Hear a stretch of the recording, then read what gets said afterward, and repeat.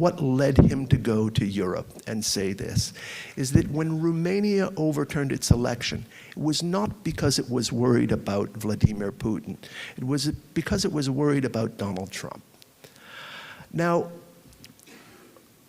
Romania, to just stick in Eastern Europe, Romania is, aside from Europe, the pivotal country in NATO's attempt to support and arm Ukraine in its war with Russia. The American public has soured on this war and elected a president who was skeptical about it from the start. That's exactly what the Romanians tried to do in November, and it's exactly what they'll try to do as best they can next week. If they succeed, then the American understanding of the Ukrainian war will have the upper hand over the European one.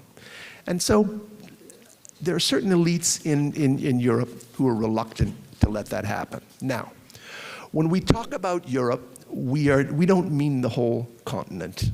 We mean, at least when I talk about Europe, I mean the 27 nations of the European Union. The European Union is based in Brussels. Since 1992, it's tried to take control of steering the politics of these various independent countries. It sees itself as a kind of, I don't think it's true that what Trump says, that it was set up to screw the United States. In fact, it was sort of set up by the United States. It was meant to, during the Cold War, some of these pre-European Union institutions, they were set up by the parts of the European Union that were had been educated in the United States. They called themselves Atlanticists. It kind of consolidated Europe into more of a bloc. But once the Cold War was over, the word screw didn't come up, but they did want to see themselves as a rival superpower. And they started talking about, European values as if they differed from American values and so on.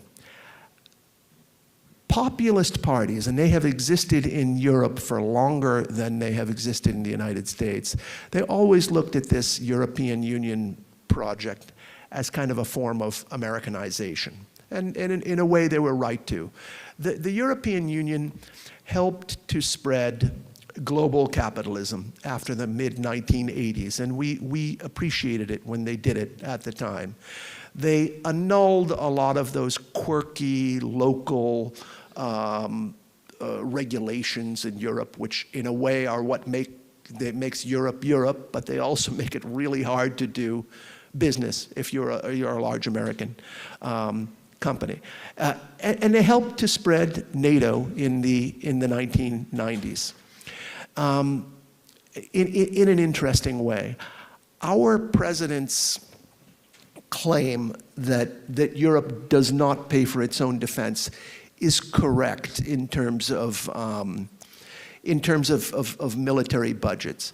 But the EU has spent a good deal in other ways to consolidate NATO behind the scenes. That is, it's spent probably as much as we have on defense on structural funds, on building things for places like Romania, and building all sorts of things. And I mean traffic circles and opera houses and feminist charitable foundations and other things that make it look a little less preposterous that a country like Romania would be in NATO. Do you know what I mean? They're trying to make it look outwardly more like France or Germany. And I understand that it's that it's a Potemkin structure in a way, but there have been benefits to this process. Now, the problem is that while the EU brings benefits to a lot of these countries, the main way it does so is by destroying national sovereignty.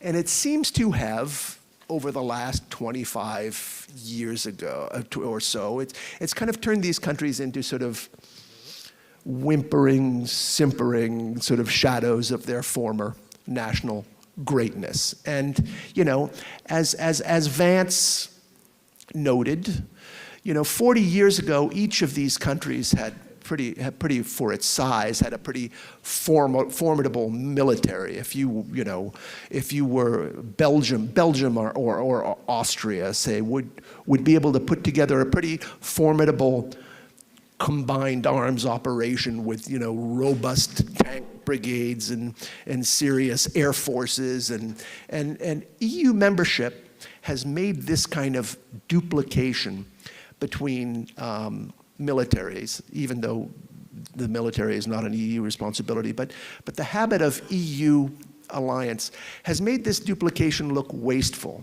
And yet, at the same time, the EU has neither the political legitimacy nor the budget to build its own military itself. So what happens actually is that these countries tend to